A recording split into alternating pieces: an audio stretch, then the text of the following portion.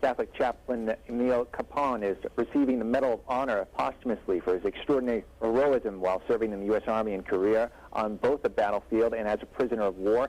We have with us today Father John Hotze, who has been involved in the sainthood cause for Father Kapaun, and we're so happy to have you with us, Father John. Thanks for being with us today. It's good to be here. Maybe if you could, for those who might not know Father Kapaun, maybe if you could give us just a brief background on him and some of the heroism that he showed while he was serving as a chaplain during the Korean War. Okay. He was a priest of the Diocese of Wichita. He was ordained in 1940. Shortly after that, he became a chaplain that served in World War II. He served in India and Burma during World War II.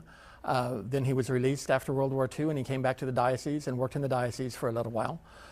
He eventually asked to be returned to the chaplaincy service, where he did re-enlist in 1948.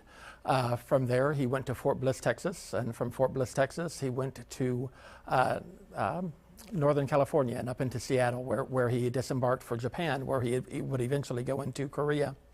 Went into Korea in 1950, June of 1950. And he was captured with his unit on November 2nd of 1950.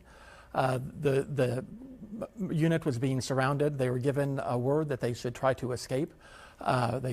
Many of the men tried to flee to the south so that they could get back into protection. Father Kapaun and a man, a doctor, forgetting his name now, Dr. Anderson, was both volunteered to stay behind with the wounded. They knew full well that if they were volunteered to stay behind, that they would probably be captured, which they were. They were captured and sent to prison camp number 5. That was on the border between North Korea and China. It was there that we know many of his heroic deeds. He would literally give of himself to try to help out his fellow prisoners. They are all on starvation diets, so Father Kapaun would break into the storerooms of the guards and the North Korean and Chinese guards, and he would try to steal food for his men. He would try to provide them with fresh water.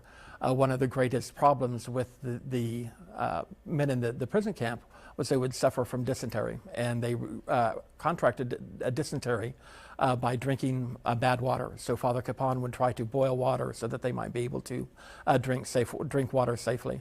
But he spent his entire time there in the prison camp trying to care for his men. Many times he would sneak in to the huts there and go from hut to hut to make sure that the men were being provided for. He would go through and he would check on their medical condition. He would give them food if he had any food to give them, and he would always wind up praying with them in the end. And the men would talk about how he just instilled hope in them, and they will tell us that if it had not been for Father Kapaun or Chaplain Kapaun, that they probably would not have made it out of the prison camps. And when did you get involved in this? Had you heard about Father Kapaun before, and how did you get involved in the canonization process? We've known about Father Kapaun in the Wichita Diocese since the 1950s. In 1957, I believe, Bishop Carroll named a high school in his honor. So we in the diocese were familiar with Father Kapaun and his heroic deeds. Back in 2001, Bishop Olmsted, who was Bishop of Wichita at the time, asked me to start to investigate the life of Father Kapaun to see if it would be worthy to continue on and to promote for sainthood. So I did kind of an unofficial work on it for a number of years. Back in 2008, the Diocese of Wichita officially opened their phase of the cause for sainthood.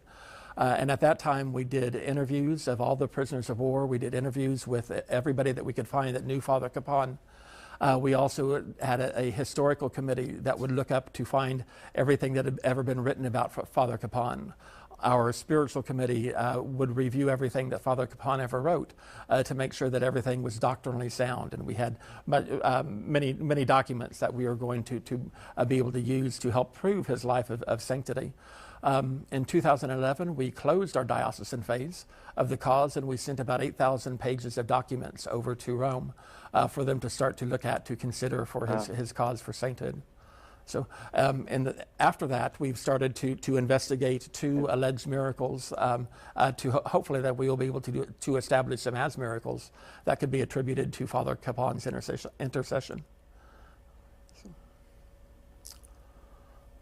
That's great, Father. And I know part of this whole story is the ecumenical and interreligious aspect that Father Kapaun brought to his ministry, to his fellow soldiers, and maybe you could talk about that too. He was basically there for everyone, and what kind of impact that had on not just the Catholics in the unit as well, but in terms of all the different faiths. Okay. Well, there's a couple different stories that I could relate to you. One was told to me by a man named Tiber Rubin, who was a Jewish man who had been in Auschwitz during World War II. After he was released from Auschwitz and he came to the United States, he wanted to do something to pay back the United States for basically freeing him from that prison camp during World War II. He decided to enlist in the army, so he too found himself over in Korea. And he talked about Father Kapaun, and he said there was one time that they were under battle, and he said that he was kind of hunkered down in a little ditch. And he said he just had a feeling that he was going to die that day because of the bullets passing over his head. And he said that it was a pretty bad situation. So he said he was there in this ditch, and he said he was feeling pretty low. And he said all of a sudden he felt a hand on his back. And he said it was Father Kapaun. And he said Father Kapaun came there, and he said he started to talk to me. He said one of the things that he was known for was giving us food. So he said he pulled a piece of fruit out of his pocket and asked me if I wanted a piece of fruit or something to eat. So he said I took that, and he said, but then he started talking to me, and he said he really calmed me down. And he said it was a great relief to have somebody else there or somebody just to talk to.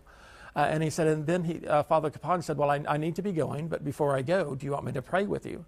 And he said, yeah. And so he said he prayed the Hebrew scriptures with me. And he said, I can't tell you how that made me feel. He said, here was a Catholic priest coming to me who was a Jew. And he said he had no reason that he had to come to me, but he just did it out of the goodness of his heart.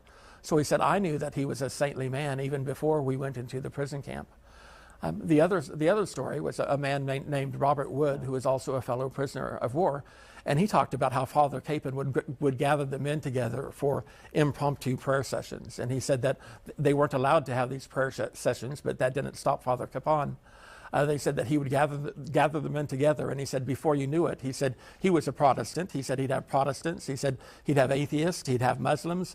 He would have Catholics. And he said we'd all be praying the rosary together because Father Kapaun was leading us in prayer. And he said we all joined in no matter who we were. But they said that he always cared for everybody. He said it did not matter what faith background they had or no faith background. He was willing to help out his fellow prisoners. That's amazing. And we're unfortunately running out of time, but we thank you so much, Father, for being with us today. And hopefully we have you back and talking about Saint Kapaun in the near future as well. But thanks very much for being with us. That would be great. That would be great. Thank you. It's a great day.